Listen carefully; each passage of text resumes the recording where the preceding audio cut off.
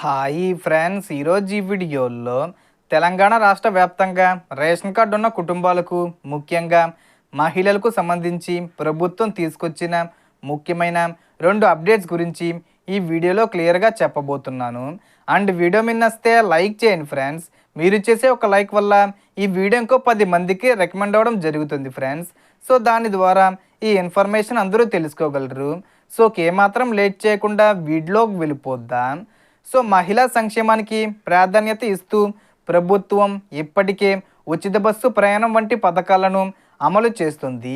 అలాగే మహిళల ఆర్థిక భద్రత కోసం మరిన్ని నిర్ణయాలు తీసుకుంది.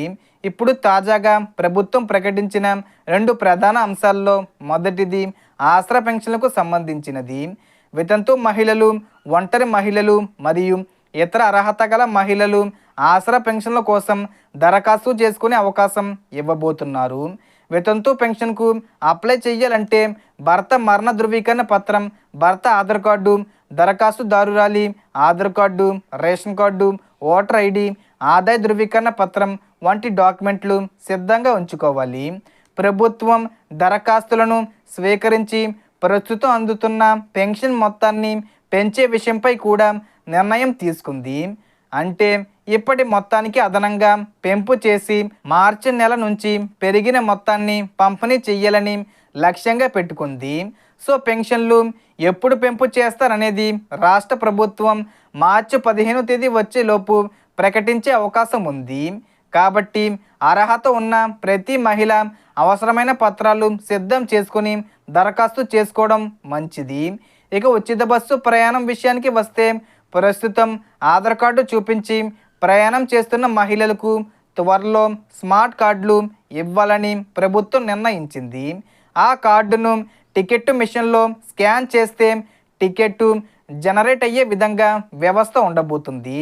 ఈ స్మార్ట్ కార్డు ఉన్నవారికే ఉచిత ప్రయాణం అనుమతించే విధంగా చర్యలు తీసుకోబోతున్నారు. సో కాబట్టి డిపో స్థాయిలో వివరాలు చెక్ చేసి కార్డులు పంపిణీ చేయనున్నారు. రెండో ముఖ్య పథకం విషయానికి వస్తే ఎన్నికల హామీ ప్రకారం ప్రతి అర్హత గల మహిళకు ప్రతి నెల 2,500 రూపాయల ఆర్థిక సహాయం అందించే ప్రక్రియను ప్రారంభించడానికి ప్రభుత్వం సిద్ధమవుతుంది. ఈ పథకానికి అప్లై చేయాలంటే రేషన్ కార్డు, ఆధార్ కార్డు, వ్యక్తిగత బ్యాంక్ ఖాతా, మొబైల్ నెంబరు తప్పనిసరిగా ఉండాలి. రేషన్ కార్డుకు సంబంధించిన ఈకేవైసీ పూర్తి చేయాలి.